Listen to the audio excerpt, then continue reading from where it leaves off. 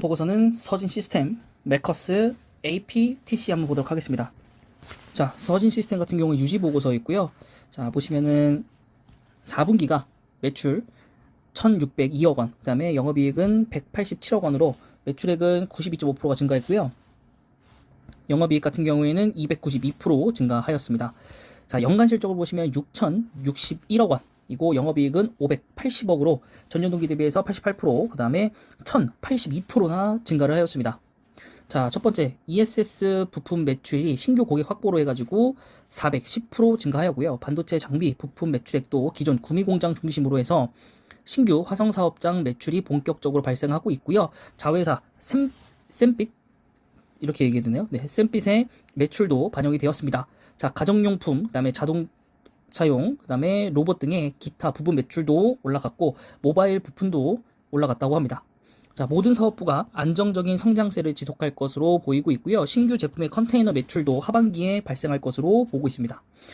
네, 그래서 이렇게 지금 전부 다 좋다라고 얘기 나오고 있고, 또 이제 5G하고도 연결되어 있는 종목이기 때문에 네, 곧 이제 5G에 대한 이제 수주들도 나올 거거든요. 어쨌든 6G를 바로 넘어갈 수는 없기 때문에 5G에 대한 이제 투자들도 이제 곳곳에서 아마 나올 거라고 생각이 듭니다. 그래서 아무래도 상반기 중에는 한 차례, 두 차례 정도 나올 것 같고, 그 이후에는 모두 거의 다 하반기에 좀 몰려있지 않을까 네, 싶습니다. 그래서 그 부분들 여러분 체크를 좀 해보시면은, 네, 또 하나의 또 실적이 더 얹어진다라고 보시면, 네, 좋은 상황이라고 보겠고, 네, 그래서 지금 거의 주가가 한 70%, 80% 정도 목표 주가 잡아놨는데, 네, 이따가 한번 차트를 한번 보시죠. 그다음 메커스입니다. 메커스는 이제 비메모리 반도체 관련 회사이고요. 연산 과정이 고도화가 되어가고 있고, 업그레이드 니즈가 많아지는 IT 디바이스 설계 과정에서 FPGA 수요를 이끄는 전방 사업, 특히 항공, 자동차, 통신 등이 확대가 되고 있고, 또한 AI, 자율주행, IDC, 딥러닝, 그 다음에 IoT 디바이스 제품군이 많아지면서 자연스럽게 외형이 확대가 되고 있습니다.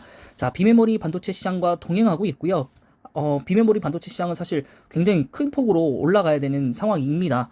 위에서 보시다시피 우리가 해야 되는, 앞으로 살아가야 되는 세상, 혹은 나아가야 되는 이 발전 방향이 메모리하고도 동시 성장하기 때문이죠. 자, 21년도 매출액을 보시면 1,407억 원, 영업이익은 260억 나왔습니다. 그래서 전년 동기 대비해서 61%, 그다음 175%, 그래서 고성장이 진행이 되었습니다.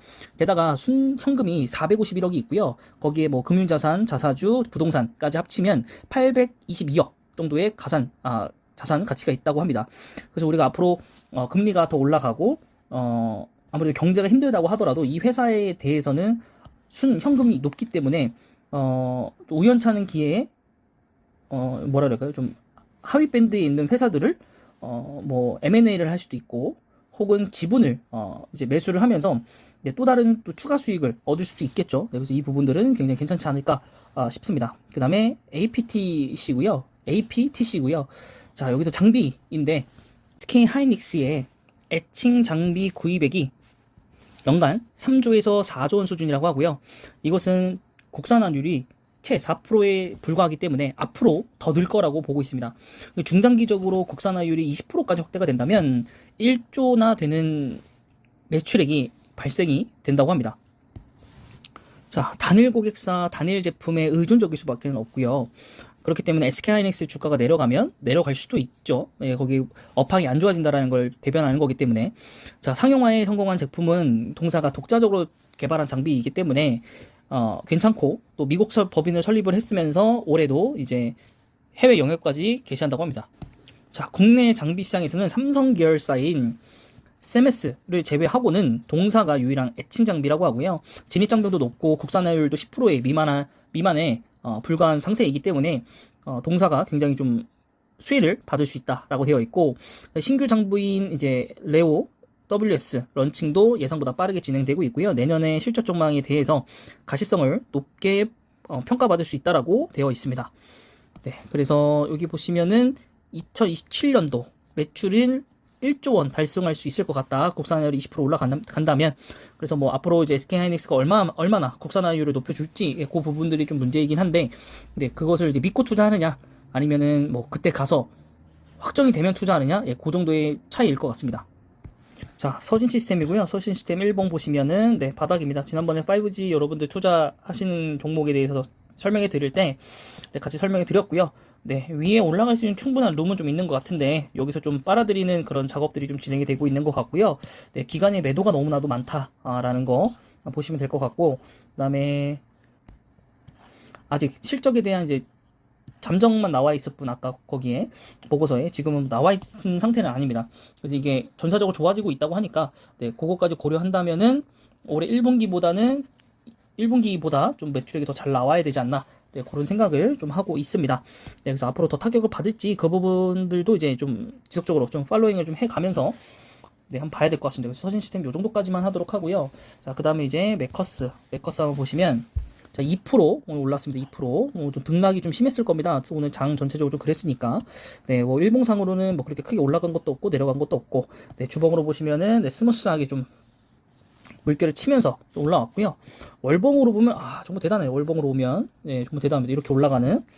네, 그래서 여기는 뭐 투자 안 하기도 좀 애매하고, 또 기간의 수급이 좀 끊겨 있는 그런 모습이 좀 보여지고, 외국인 혹은 그 일부 큰 개인에 의해서 좀 좌지우지 될 수 있겠다라는 생각이 들고, 뭐 재무적으로 봤을 때는 뭐 그렇게 크게 나쁜 부분은 없어 보입니다. 뭐 배당도 100원 정도는 주고, 네, 지속적으로 네, 실적들이 잘 나오고 있는 부분, 네, 단기 순이익이 조금 여기서는 한번 맞았다라는 거.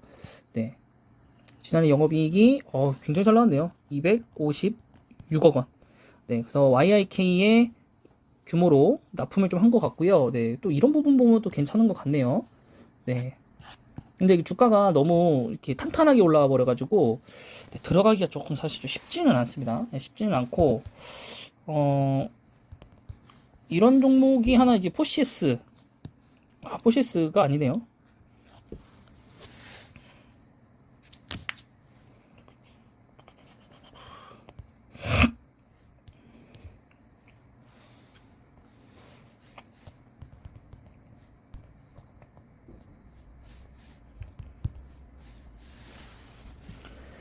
자, 그다음 마지막 종목 APTC고요. 자, 오늘 2% 하락을 했고요. 바닥에서 한 10% 정도 넘게 상승을 한 종목이고요. 주봉상으로 봤었을 때도 이때 하락폭에서 15,000원 정도였으니까 적어도 한 20%, 30% 정도는 이미 한번 올라왔었다가 다시 내려갔다가 또 올라온 구간대입니다. 네, 월봉상으로 보셨을 때도 출렁거림이 한번 있었지만은 다시 빠르게 좀 치고 올라오는 모습을 볼 수 있겠고요. 네, 앞으로 한 번 정도의 더 기회가 온다면 그때는 좀 매수를 고려해봐도 되지 않을까라는 생각이 들고, 최근에 뭐 기관과 네, 외국인이 살짝 들어왔다가 지금 외국인이 빠져나간 상태고 아직 기간이 남아있는 상태이지 않나 싶습니다. 자, 매출액이 1,780억. 아까 보셨지만 되게 좋았습니다. 재무적으로. 재무도 굉장히 좋았고, 이 부분이 긍정적으로 좀 비칠 거다라고 좀 보입니다. 네, 그래서 지금 PER도 다소 높지는 않은 것 같고요. 네, 물론 계속적으로 올라오긴 했지만은 올해 매출과 영업이익이 좋았기 때문에 그 정도 좀 커버해주지 않을까라는 생각을 좀 합니다. 네, 그래도 오늘 2%, 3% 거의 가깝게 떨어진 건 조금 아쉽기는 하지만 뭐 신규 투자를 하시는 분들에겐 좀 긍정적으로 보이지 않나 싶고요. 이제 동행하는 게 아까 말씀드렸다시피 SK하이닉스고, SK하이닉스가 지금 최근에 또 많이 떨어진 상태입니다. 그래서 뭐 추가적으로 매수하실 분들은 지금 딱 SK하이닉스가 매수할 쪽 보이긴 하거든요. 네, 어쨌든 지수가 오르게 되면 삼성전자랑 SK하이닉스가 제일 빨리 오르기 때문에 그 중에서도 사실은 시총이 높을수록 뭐 사실 그렇게 크게 움직이지는 않을 거라 보는데, 오히려 지금 코스피 3위가 된 SK 하이닉스는 손쉽게 좀 오를 수 있지 않을까. 그래서 요 구간대로 생각해 보시면 네, 그렇게 크게 좀 올라갈 수 있다라는 거 여러분 좀 잘 기억을 나시지 않을까 합니다. 지금 요 구간이니까요. 사실 조금 더 빠질 수도 있거든요. 네, 그때 이후에 재차 상승을 할 수 있어서 그 부분을 네, 기억하신다면 괜찮지 않을까 싶습니다. 그래서 요때 내려올 때 조금씩 매수하신 분들도 있잖아요. 요때 수익이 나셨다가 네, 지금 뭐 다시 수익이 좀 안 나시는 분들도 계실 텐데, 네, 그 구간을 생각하시고 매수하셔도 좋고, 아니면 지난번처럼 10만 원이 좀 깨지는 그 위치에서 매수하셔도 좋을 것 같습니다. 왜냐면 지금 반도체에 대한 투심 자체가 안 좋은 것도 있지만은 우선 시장에 대한 수급이 굉장히 좋지 않기 때문에, 특히 외국인이 거의 다 팔자 기조로 나가고 있기 때문에 네, 그 부분에서 좀 힘에 붙이지 않나 싶고요. 삼성전자 또한 1%가 또 떨어지면서 지수를 받치고 있는 종목이 없어요. 지금 1위부터 3위까지 전부 다 하락이기 때문에 네, 여기도 지금 거의 바닥이죠. 네, 그래서 삼성전자, SK하이닉스 뭘 사든지 간에 올라갈 것이다. 네, 삼성전자는 올라가봐야 8만 원이지만 SK하이닉스 같은 경우에는 오르면 한 13만 원, 14만 원 정도까지는 오를 수 있기 때문에 올라가는 폭이 삼성전자보다는 좀 더 높다라고 개인적으로 판단이 듭니다. 네, 그래서 이번 보고서는 여기까지고요. 영상이 마음에 드셨다면 구독과 좋아요 그리고 댓글까지 부탁드릴게요.